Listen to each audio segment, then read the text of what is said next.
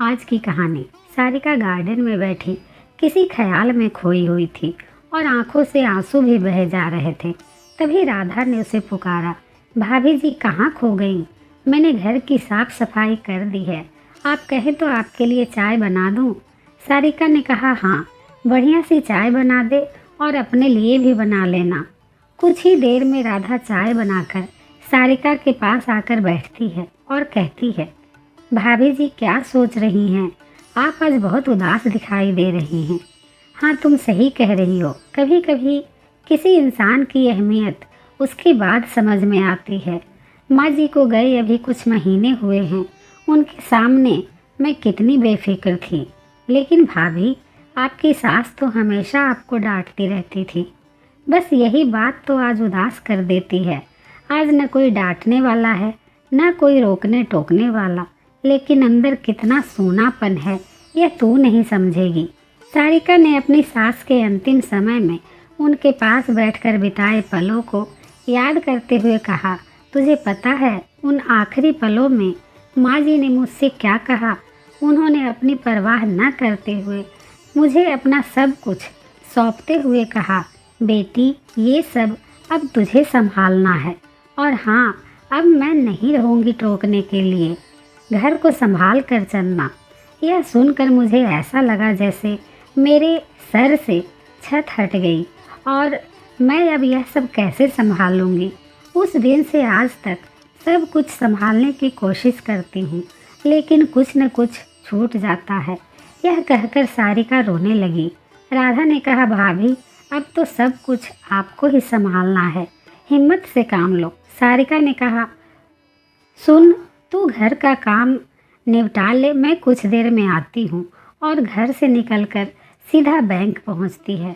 Bank पहुँचकर वह locker खोलती है और अपनी सारी ज्वेलरी को छू कर देखती है, जो उसे उसके पिता ने दी थी और जो अंतिम समय में उसकी सास ने दी थी। उन्हें छू कर अपनी सास को पाने का एहसास करती है। जिस ज्वेलरी को एक बार पहनने के लिए अपनी सास से वह बार बार बहस करती थी, आज वह हमेशा के लिए मेरे पास है, लेकिन वह ज्वेलरी फीकी लग रही है। अभी पिछले साल की ही बात है। सारिका ने अपने पति से कहा था कि आप माँ जी से बात करो, उनकी ज्वेलरी को सुनार को देकर मेरे लिए नए फैशन का सोने का सेट बनवा दीजिए। तुम्हें पता है माँ नहीं मानेगी, वह हमारी पुश्तैनी ज्वेलरी है। तुम कुछ दिन रुक जाओ, मैं तुम्हें अलग से एक सेट बनवा दूंगा।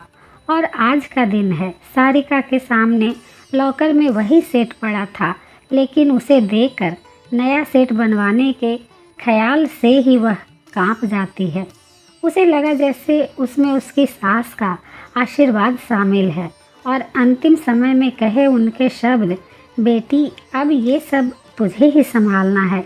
इन सब बातों को सोचकर आंखों में आंसू छलक गए।